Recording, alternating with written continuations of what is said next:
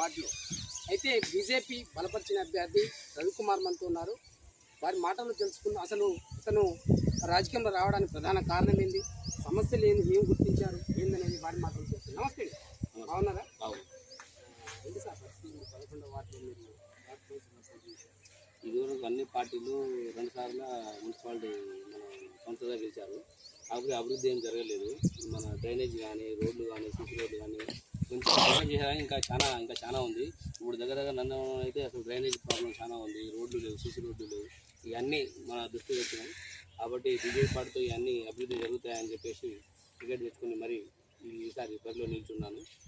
అందరూ 11వ వార్డు ప్రజలందరూ కొంచెం గుర్తించి నన్ను ఓటేసి గెలిపించాలని కోరుకుంటున్నాను. సార్ బీజేపీకి సంబంధించింది బీఫామ్ ఎక్కడ తీసుకున్నారు?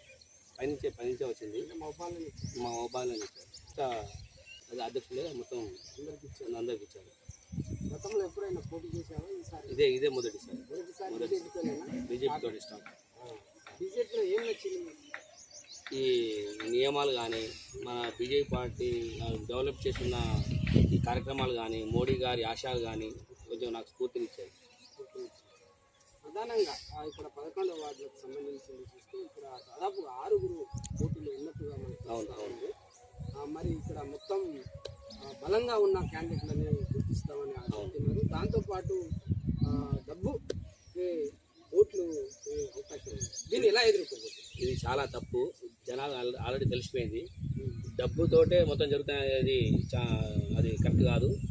అందరూ బీజేపీకే సపోర్ట్ చేస్తున్నారు. చాలా మంది బరిలో ఉన్నది 6 కాదు, 6 ఇండిపెండెంట్, 3 ఇండిపెండెంట్. వాళ్ళు అసలు కంప్లీట్గా లేరు. బీజేపీ, కాంగ్రెస్, టీఆర్ఎస్ వాళ్ళు 3 పోటీ ఉంది. బీజేపీ కొంచెం ఎక్కువ ఉంది. 2067. అసలు మీరు ఓట్లు అడిగేటప్పుడు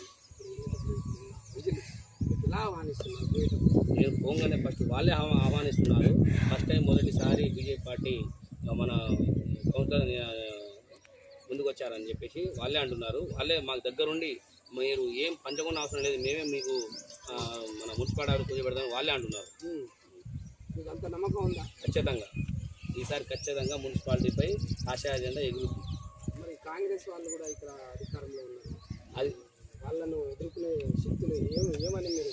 ఖచ్చితంగా కాంగ్రెస్ పార్టీ ఫెయిల్ అయిపోయింది. ఖచ్చితంగా ఈసారికి అయితే బీజేపీ వస్తుంది. మహబూబాద్ మున్సిపాలిటీ మొత్తం బీఆర్ఎస్ అది కూడా అయిపోయింది పని. మొత్తం కాషాయ అజెండా బీజేపీ. ఇంత నమ్మకం ఉందంట? 100%. మీరు ప్రధానంగా మీరు గెలిస్తే ఇక్కడ ఎటువంటి అభివృద్ధి చేస్తారు మీ 11వ వార్డు? ఖచ్చితంగా మన డ్రైనేజ్ సమస్య అయితే చాలా ఉంది. మెయిన్ డ్రైనేజ్ సమస్య అసలు లేకుండా చేస్తా. రోడ్లు లేవు, ఖచ్చితంగా రోడ్లు లేవు. ఇవన్నీ మళ్ళీ ఇంకోటి గెలిచిన తర్వాత నెలకు ఒకసారి ఒక్కొక్క కాలనీకి ఒక్కొక్క మీటింగ్ ఏర్పాటు చేస్తా. ఖచ్చితంగా వాళ్ళ సమస్య ఏదో వారంలో ప్రతి నెల ఒక్కొక్క కాలనీ ఒక్కొక్క దాన్ని తిరుగుకుంటా అభివృద్ధి పనులు ఏమేమి చేయాలో ముందు సాగుతుంది. 11వ వార్డు ఓటాల మహాలక్ష్మిలకు విజ్ఞప్తి. నేను ధారావత్ రవికుమార్, బీజేపీ పార్టీ బలపరిచిన అభ్యర్థిని. దయచేసి నా మీద నమ్మకం ఉంచి మన 11వ వార్డు అభివృద్ధికి కృషి చేస్తానని, నా మీద నమ్మకంతో ఓటేయగలరని కోరుకుంటున్నాను. విన్నారు కదండి, బీజేపీ పార్టీ ఓవరాల్గా భారతదేశవ్యాప్తంగా పార్టీ బలంగా ఉంది.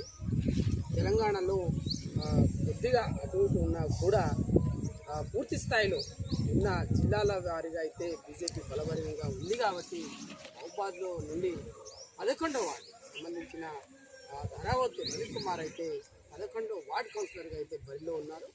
పూర్తి స్థాయిలో స్థానికుల్ని ఇక్కడ పూర్తి స్థాయిలో మీ అందుబాటులో ఉంటానని కూడా చెప్తున్న పరిస్థితి.